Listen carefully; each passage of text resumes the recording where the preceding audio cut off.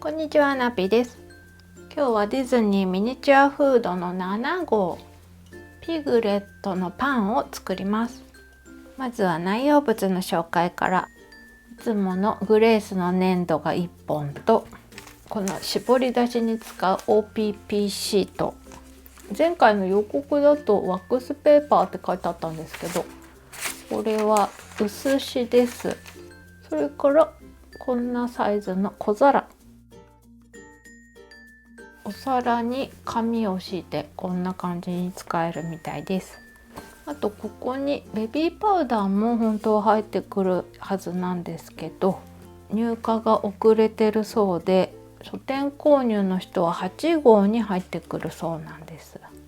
プーさんの時の3号に入ってたものが私はまだ残ってるので、今回はこれを使って作ろうと思います。今回このシート1枚しか入ってなくて、ピグレットの顔には2色使うので、これを半分に切った時余らないんですよね。前回私6号の最後でこのシートをもう捨ててしまった人は7号の使えばって言っちゃったんですけど、7号では余らないです。すみません。適当なことを言ってしまった。まずはこのピグレットの線画、これを原寸コピーします。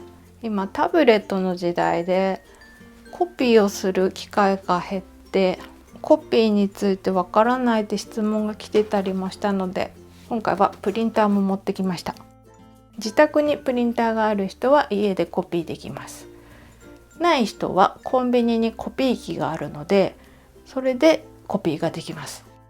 原寸大ってことなので 100% の倍率でコピーします。ここだけでいいので、私はモノクロコピーでここに置いて蓋を閉めて、それでコピー。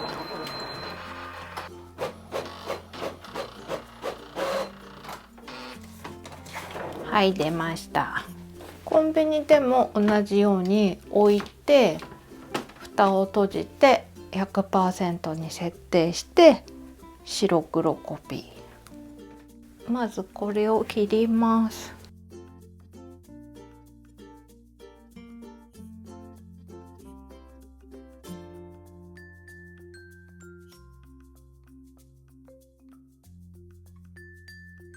この OPP シートを半分に切ります。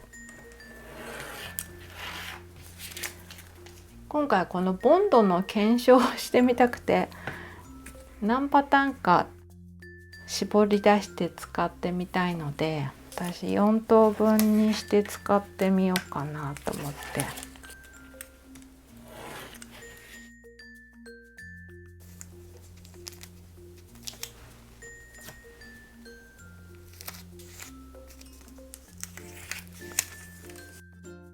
3号のプーさんの顔付けで私この一般的なボンドを使ってしまって、水分量が 60% でゆるゆるだったんです。それで私はつけづらくて、私が持っているボンド4種類、これらは全て水分量が 45%、 ちょっと少なめなんです。これを比較検証してみようかと思って、まずはアシェットに定期購読申し込んだ方がプレゼントでもらえてる浜中のボンド、 Amazon で買いました。桜クレパスのクラフト小町、これいろいろつけるのに使いやすくて、先も細くなってるんです。あとこれは木材を貼るときは私はこれを使ってます。1号のドーナツを作る時にこれを使って、結構筆跡が残っちゃってあんまりだったんですけど、逆に顔を描くには良かったんじゃないのかなと思って。あとこれは100均のダイソーで買った布に使えるボンド、100均なのでこれも買いやすいんじゃないかなと思って今回検証してみます。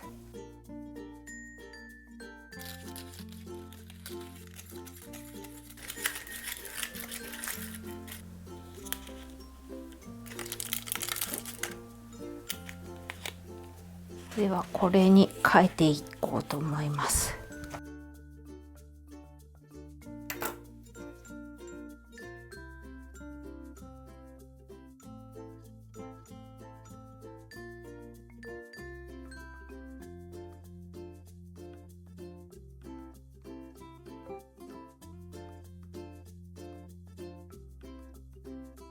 こんな感じで4種類描いてみました。ピグレットの花、それは浜中のボンド使おうかな。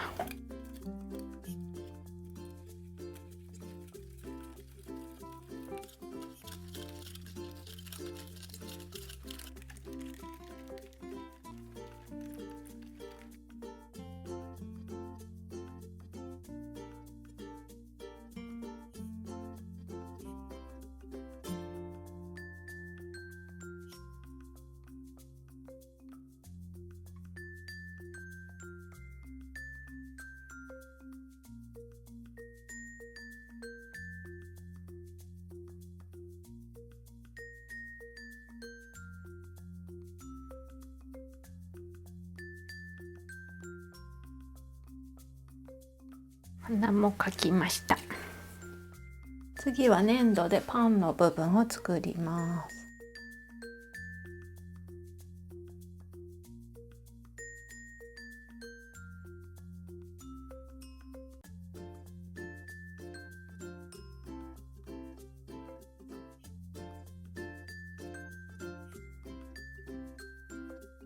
生地をちぎってまとめるを繰り返してボソボソの質感を出す。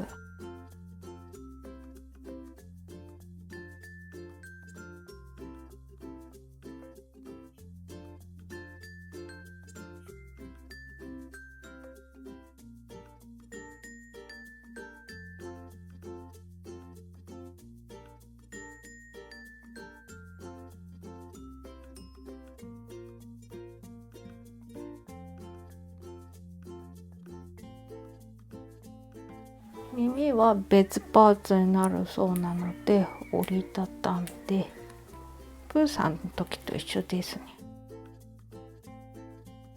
歯ブラシで裏側に質感をつけて、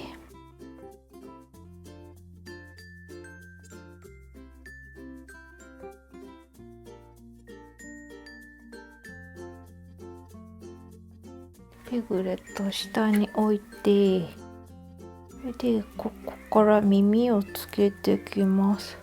耳は冊子だと C って書いてあったんですけど、私 D の方がこの耳のサイズに合う気がして D で作ってます。